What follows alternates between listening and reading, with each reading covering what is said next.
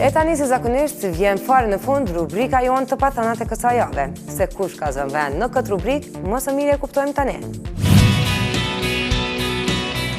Festivali këngës në radio-televizionin shqiptar, ngjarja më e rëndësishme muzikës së lehtë, vjen në edicionin e tij të 52. Sfida secilit është trofeu i madh që në të njëjtën kohë përkthehet edhe në biletën e artë për në Eurosong.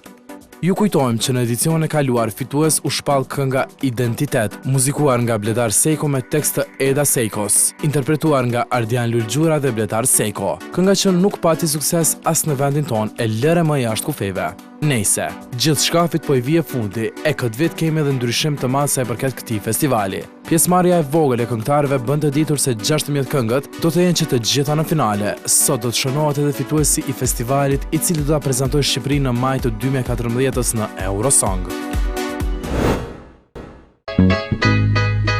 Aktori tashmë I njohur për publikun vendor ndërkombëtar Mike Dusi është I kthyer përsëri në Kosovë, e kësaj here për të realizuar filmin e tij të ri, një filmmetrazh të shkurtër që merret me fjalë të urta popullore.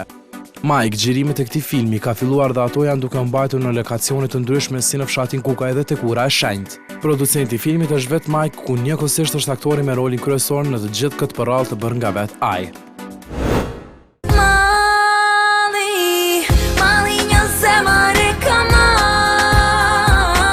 Kujtohet Rovena Stefa kur na erdhi erotike me këngën Malli. E po ishte ajo që bëri buj më shumë se gjithë karriera e saj. Kjo për faktin se shumë as kohës që publikoi shtojnë mbi shkrimin +18. E tashmë erdhi koha që Rovena të sjellë klipin e ri të këngës Malli. E kjo është një ndryshim prej të parës me tekst dhe klip, nga se janë dy gjëra komplet të kundërta.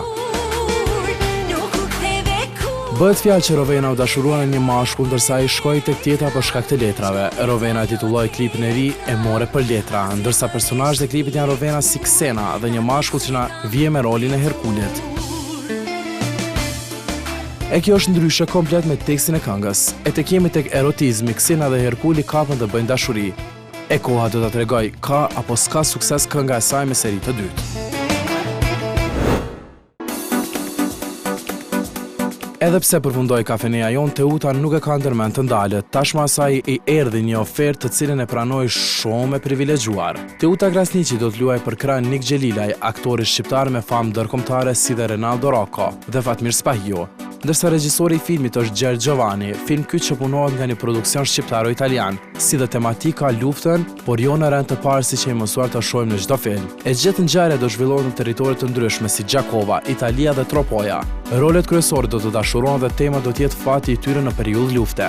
Premiera e madhe e filmit pritet të jetë në muajin shtator të vitit 2014.